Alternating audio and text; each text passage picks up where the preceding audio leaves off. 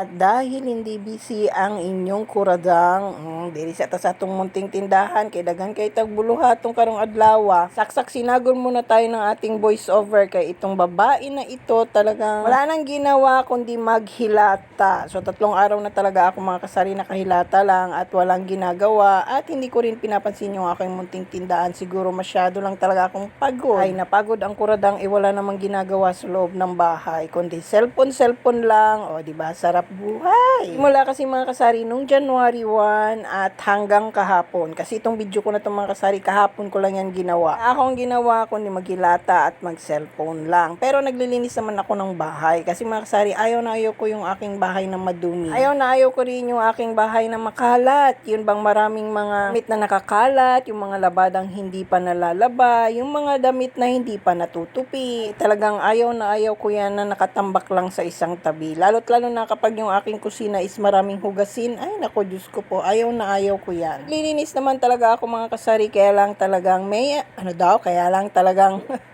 araw talagang tinatamad tayo. Lalo't lalo na kapag yung ating katawan is talagang ayaw na ayaw tumayo or talagang tamad na tamad. So wala ka talagang nagagawang trabaho dyan. Kaya ayan, kapag tinatamad ako, wala akong ibang inatupag kundi mag-cellphone na lang. At kapag nakita ko na si kasipagan, ayan, dyan pa lang muna ako mga kasari magkikilos-kilos. Katulad ngayon, ayan, kung nakikita nyo, medyo sinipag ako. Kahapon, araw ng Friday. So, kahapon nga pala itong video ko na ito.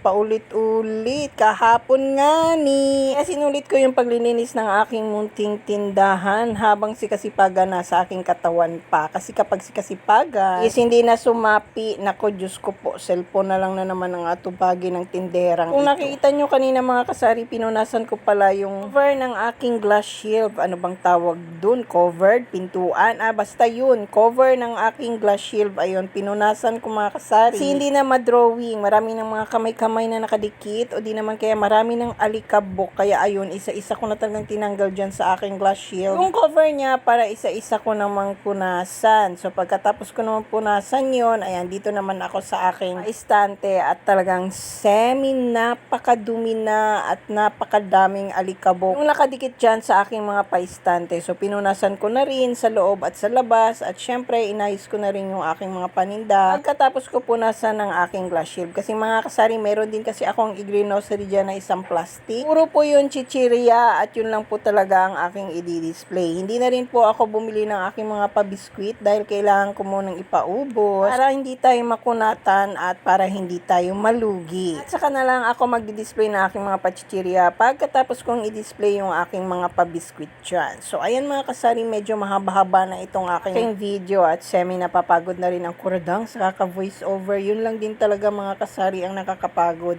Yung nag-i-edit ka na ng video mo ng ilang oras tapos ayan, magvo-voice over ka na naman ng 100 times sa kakaulit-ulit. Ma-perfect mo yung iyong voice over para gumanda lang.